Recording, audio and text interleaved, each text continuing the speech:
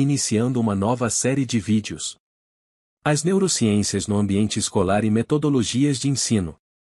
Minha intenção é promover uma discussão sobre o tema observando o que nos mostram as neurociências e a realidade de nossas escolas. O Brasil é gigante e cada escola é um mundo. Aqui não se trata de torcida, nem de criticar ou defender o governo A ou B. Foram políticas desastrosas ao longo de 50 anos que resultaram no fracasso educacional atual. Ainda não estou fazendo distinções entre as faixas etárias ensino superior ou não. Falo da regra, não das exceções. O Ministério da Educação, conhecido pela sigla MEC, em minha opinião não deveria existir. Quanto mais descentralizado for o ensino, penso ser melhor. É praticamente impossível no Brasil atual, pois parece que criamos uma falsa dependência ao longo de 94 anos de existência, muito dinheiro e corrupção envolvidos. Pessoas que não vivem a realidade das salas de aula ditando as regras e obrigando o país de norte a sul a obedecerem cegamente. Isso gerou um engessamento que inclusive vai contra a própria visão de mundo que estes educadores entre muitas aspas propagam. Desculpem meu desabafo. Não é uma questão de governo e sim de uma política patrimonialista, corrupta e autoritária que está impregnada em nosso sistema educacional. Basta todos os escândalos de corrupção em todos os governos sem exceção. Meu argumento é simples. Pense em sua cidade. Se ela for pequena ou grande não importa. Cada bairro possui realidades diferentes e necessidades diferentes. Abordagens de ensino de acordo com cada realidade. Agora, se dentro da sua cidade existem realidades diferentes, imagina nos diferentes estados e regiões? Um exemplo extremo: imagina uma criança estudando na cidade de Manaus e outra criança ribeirinha vivendo em uma casa flutuante em uma comunidade de pescadores? O MEC não sabe como lidar com estas realidades tão diferentes mesmo que sejam no mesmo estado. E assim se processa em todos os estados e municípios do país. Daí minha tese de se extinguir o MEC e deixar a cargo das prefeituras com o apoio do Estado através da Secretaria de Educação. Perceba a sutileza nas palavras: deixar a responsabilidade da educação 100% para as prefeituras e o Estado apenas dando suporte. Com isso, haveria uma competição virtuosa no sentido de sempre buscar a excelência que seriam avaliados nos testes internacionais como o teste PISA. A Organização para a Cooperação e Desenvolvimento Econômico, OCDE, divulga, a cada 3 anos, os resultados da prova do Programa Internacional de Avaliação de Estudantes conhecido como PISA, sigla em inglês. O PISA é um exame que qualquer estudante do mundo pode fazer. Ele não foca apenas em saber ou não se um estudante aprendeu um conteúdo na escola, mas também tenta ver se o aluno consegue aplicar esse conhecimento na vida real. Por isso, é possível comparar os níveis de aprendizagem de estudantes de países diferentes e entender o que os sistemas de ensino podem fazer para melhorar seu desempenho. Os estados poderiam criar um exame interno para medir o desempenho que seria comparado por algum exame nacional com o objetivo de avaliar o nível de ensino de cada estado. O Ministério da Educação foi criado em 14 de novembro de 1930 no governo de Getúlio Vargas e se chamava Ministério da Educação e Saúde Pública e foi separado da Saúde em 24 de dezembro de 1953, sendo chamado de Ministério da Educação e Cultura, conhecido como MEC. Com as diretrizes e bases para o ensino de primeiro e segundo graus, publicadas em 1971, a educação passou a ser obrigatória dos 7 aos 14 anos de idade. No mesmo ano, o Instituto Nacional do Livro passou a ser responsável pela política dos livros técnicos e didáticos. Em 1973, foi criado o Centro Nacional de Educação Especial, CNES, para subsidiar a formulação da política nacional relativa à educação de estudantes especiais. No ano seguinte, foi instituído o Conselho Nacional de Pós-Graduação, responsável pelo Plano Nacional de Pós-Graduação. Em 1975, a primeira emissora de televisão pública e de cunho educativo do Brasil, a TVE Brasil, começava a funcionar e veiculava conteúdos pedagógicos. No mesmo ano, foi criado o Programa de Crédito Educativo, SCREDUC. Notem que no regime militar o MEC amplia suas políticas centralizadoras por todo o Brasil. Em 1985 foi criado o Programa Nacional do Livro Didático, PNLD, e proporcionou a seleção, aquisição e distribuição gratuita de livros didáticos para estudantes, padronizando de forma impositiva a didática e os conteúdos a serem trabalhados independentemente da região. O Estatuto da Criança e do Adolescente, ECA, foi criado em 13 de julho de 1990 e contempla crianças e adolescentes de 0 a 17 anos de idade. Na opinião de muitos, somente aumentou o problema, dando muitos direitos e esquecendo dos deveres. Em 1998, foi criado o Exame Nacional do Ensino Médio, o famoso Enem, como instrumento de avaliação do desempenho de estudantes e das escolas. No início de 1999, o Ministério da Educação e do Desporto passou a ser denominado Ministério da Educação. No mesmo ano, o Programa de Crédito Educativo passou a ser o Fundo de Financiamento ao Estudante de Ensino Superior, chamado de FIES, ficando a Caixa Econômica Federal responsável pela sua gestão. O FIES é um capítulo à parte. Programa que endividou ainda mais as pessoas, sendo que no discurso as universidades públicas teriam que fazer sua função social, aquele discurso hipócrita e burro de sempre. A partir de 2000 foi ladeira abaixo. O MEC tornou obrigatório o ensino de 4 a 17 anos de idade, foi separado o ensino como fundamental e médio, sendo o fundamental do primeiro e a criação do 9º ano, obrigando o aluno a entrar na primeira série aos 6 anos de idade. Foi criado o PNE, que é o Plano Nacional de Educação, deixando para estados e municípios a incumbência dos planos de ensino. Na prática, de forma muito brasileira, houve uma grande confusão que até hoje não se sabe ao certo como ficou configurado, pois existem municípios com ensino fundamental em escolas do estado, e a municipalização não ocorreu de forma plena, já que ainda quem impõe todas as regras é o MEC. Nesta época também surgiram muitas faculdades, entre muitas aspas, iniciando um novo e lucrativo negócio. Na prática, após ensino só piorou e vai piorar ainda mais. Como referência, este vídeo foi feito em 2024 e vamos pensar que um milagre poderá ocorrer um dia. Então as faculdades abertas são as culpadas? Claro que também são, uma vez que os recursos que eram para ser gastos na educação básica são desviados para a corrupção de um esquema bilionário de desvio de dinheiro. Perceba que não importa o curso nem o nome da Unesquina, o que importa é ter aluno matriculado para receber subsídios governamentais para manter, entre aspas, este aluno na faculdade. Além da qualidade duvidosa, o mercado inflacionado, milhares de jovens se formam todos os semestres sem a menor condição de ingressar no mercado de trabalho. É por isso que vemos reportagens sensacionalistas mostrando pessoas com curso superior trabalhando, fazendo entregas e aplicativos de passageiros. Mas essa é uma outra discussão que não devemos fazer neste canal. A partir deste breve histórico, vamos falar sobre um outro problema observado: a pedagogia. Visto que nossas metodologias de ensino na alfabetização em grande parte vão na contramão do que falam as neurociências. O socioconstrutivismo, a alfabetização por palavras e não fonemas, a falta de ditados e repetições, a ideia que decorar é um processo atrasado de ensino, dentre outras metodologias que não desafiam o aluno a se esforçar, deixando ele preguiçoso e sem interesse. Não são somente as metodologias. São vários fatores que somados causam o que percebemos hoje, e não precisa ser nenhum gênio da pedagogia para entender que deu muito errado. Vou tratar dos principais pontos das metodologias de ensino. Quero explicar que não vou teorizar nada por aqui. A discussão é prática, na realidade, o que estamos construindo. O que diz as neurociências em relação de como aprendemos? Prestem muita atenção quando digo da hipocrisia dos pedagogos que estão totalmente alienados e anos-luz da realidade, quando dizem das experiências de vida, da realidade de cada um e toda aquela baboseira pedagógica, mas nunca abrem mão do poder de decidir a nível nacional todas as políticas e metodologias de ensino no Brasil inteiro. Meu ponto é discutir as metodologias em formato de tópicos e verificar na prática o que acontece. Socioconstrutivismo na prática. A teoria socioconstrutivista tem como principais características: colocar o aluno como protagonista na construção do conhecimento. O aluno como protagonista não sabe exercer este papel, pois ele não tem as ferramentas, nem o conhecimento, nem a menor noção dos conteúdos. É uma bobagem pensar que o aluno traz uma bagagem de conhecimentos e competências que o torna capaz de aprender dessa forma. Nascemos sem saber absolutamente nada. Instintivamente sabemos chorar, resmungar, gritar, e é isso, todo o resto nós aprendemos. Na prática, o aluno sendo protagonista do conhecimento gera mais dificuldades porque a criança precisa de uma referência e exemplos para ela se espelhar. Como construir um conhecimento de alguém que não possui nenhum requisito para exercer a função de protagonista?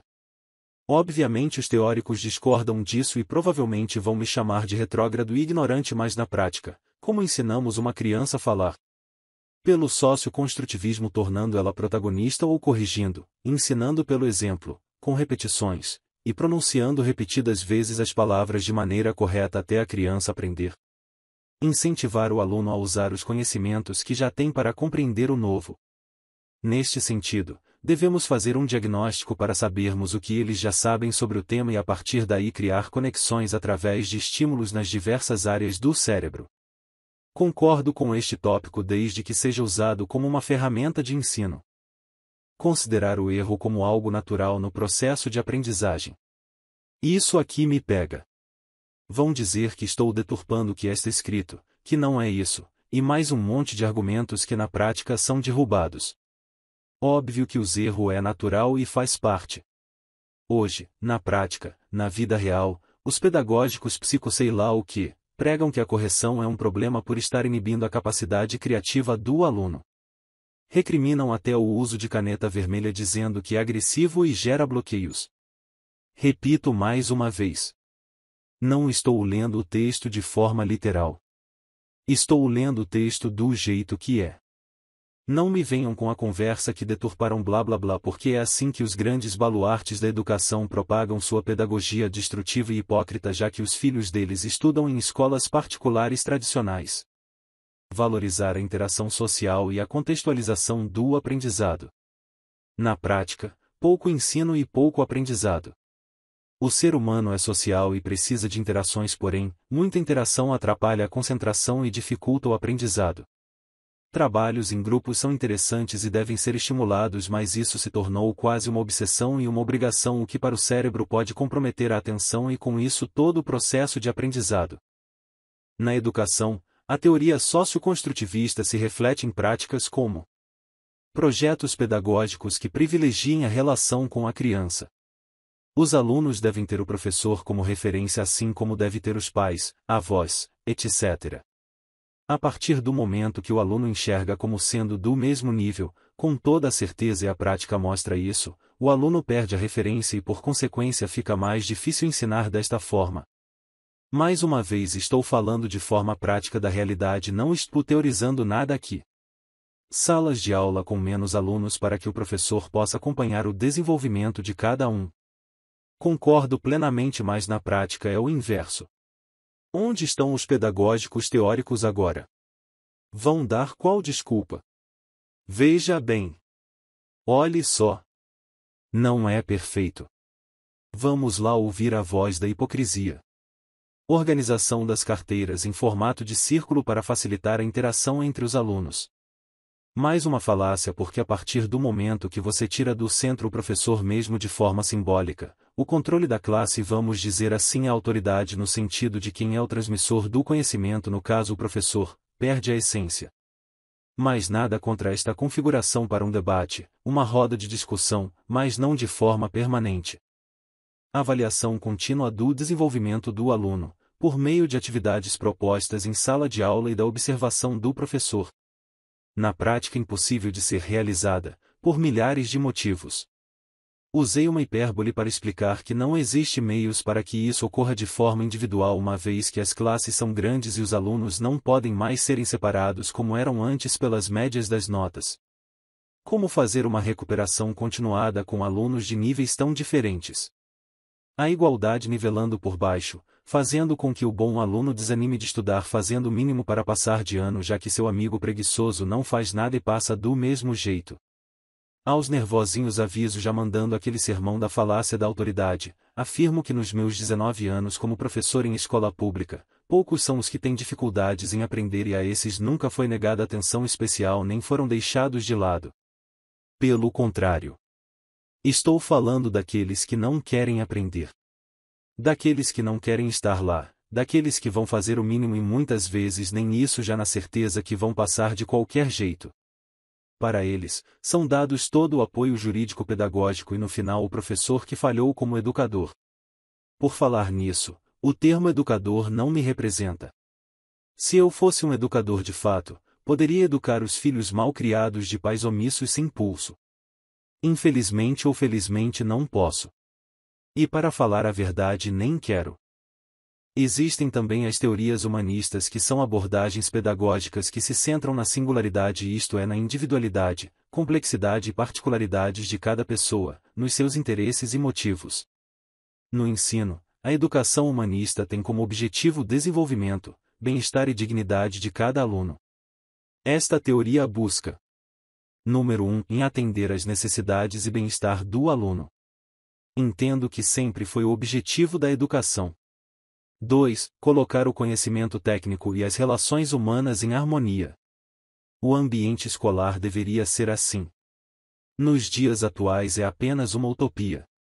3. Contribuir para o crescimento pessoal, intelectual e interpessoal do estudante. O que é mais outra obviedade. 4. Transformar o jeito como os estudantes encaram a rotina escolar. Nos dias de hoje isso é impraticável nos moldes de nossas escolas públicas por vários motivos que agora não estará em discussão. 5. Abordar temas que os façam pensar de forma mais humana em relação à sociedade.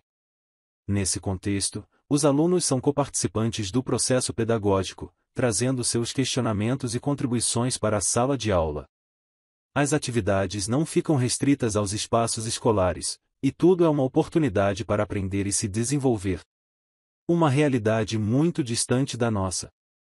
Outra teoria é a aprendizagem significativa.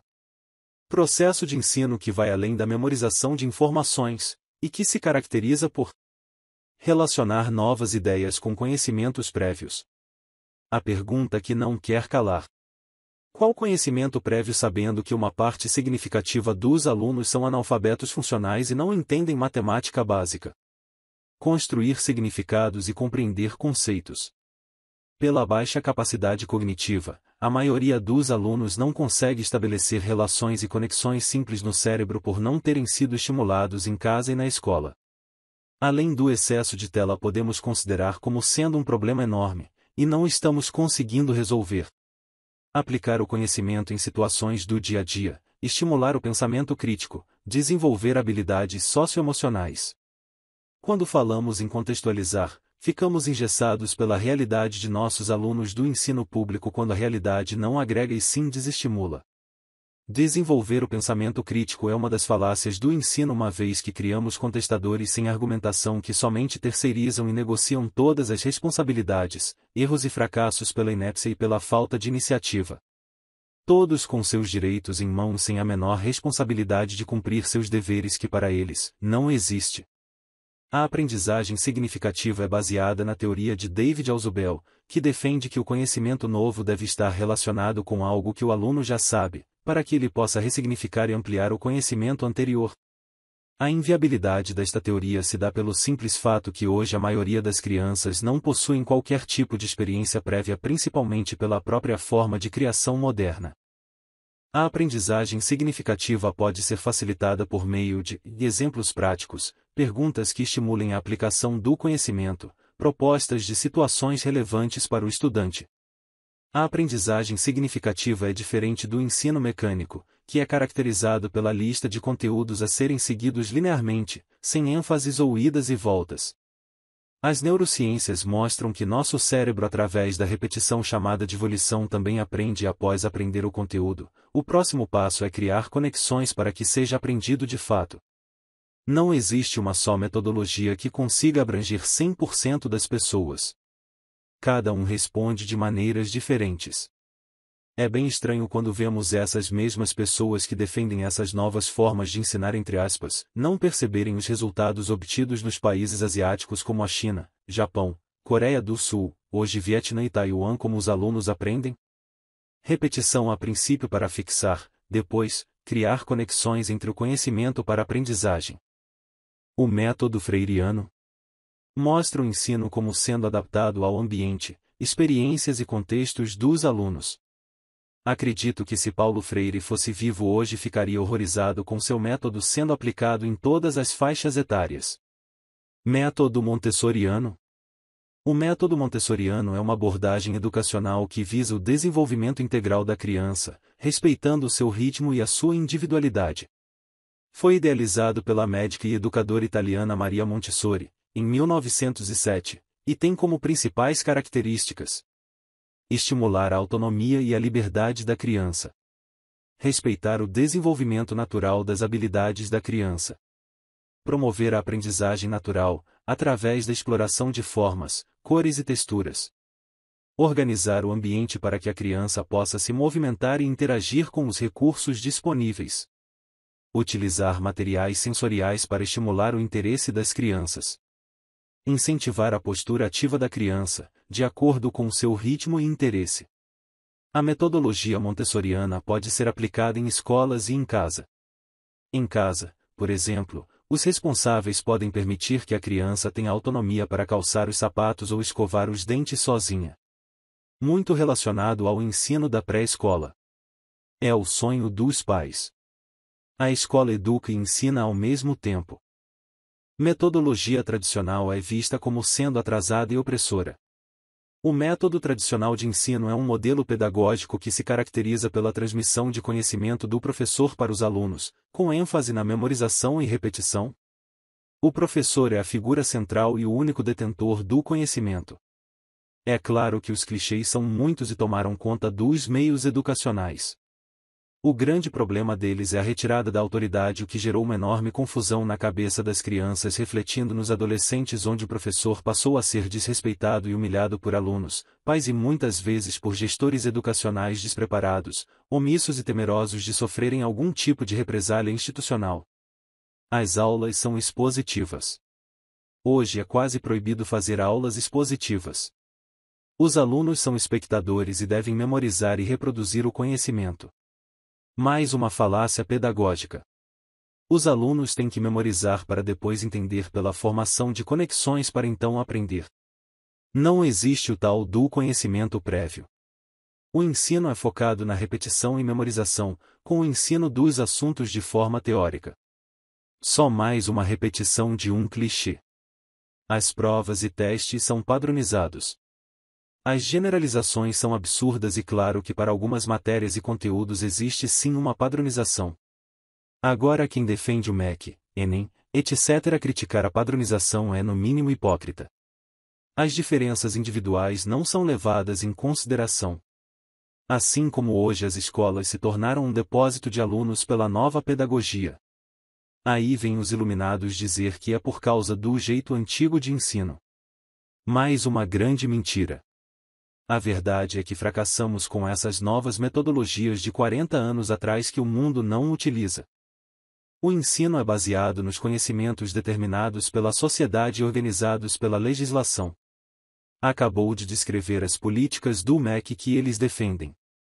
Os alunos são preparados para avaliações padronizadas, como provas e vestibulares. Se o sistema criado pelo MEC prioriza isso, como não ser diferente? Educar para a vida? Uma grande utopia quando nos deparamos com a realidade onde temos que literalmente educar os alunos não com conhecimento porque é muito difícil para eles compreenderem, mas sim com a educação que deveria vir de casa. Existe rigidez quanto a normas e conduta disciplinar. O método tradicional de ensino é uma das metodologias de ensino mais convencionais e ainda faz parte de muitas instituições brasileiras. No entanto, está sendo cada vez mais substituído por um ensino baseado em metodologias ativas. Em escolas públicas que estão decadentes já foi abolida há tempos. Já nas escolas que os filhos desses teóricos hipócritas estudam está vigente muito forte. Mais uma vez peço desculpas pelo desabafo e prometo que este vídeo será um dos únicos com esse tom mais agressivo. Essa é uma realidade que muitos colegas professores enfrentam todos os dias e talvez não existam muitas vozes dissonantes que tenham coragem de apontar os erros por medo de ser chamado de retrógrado, atrasado, como formas de calar aqueles que estão vendo tudo desmoronar. Infelizmente as mentes brilhantes que regem os marionetes da educação estão tão longe da realidade das escolas que não admitem pela sua arrogância e orgulho o fracasso e morrem de medo de perder a mamata e voltar às salas de aula. Esse é o pesadelo dessa gente.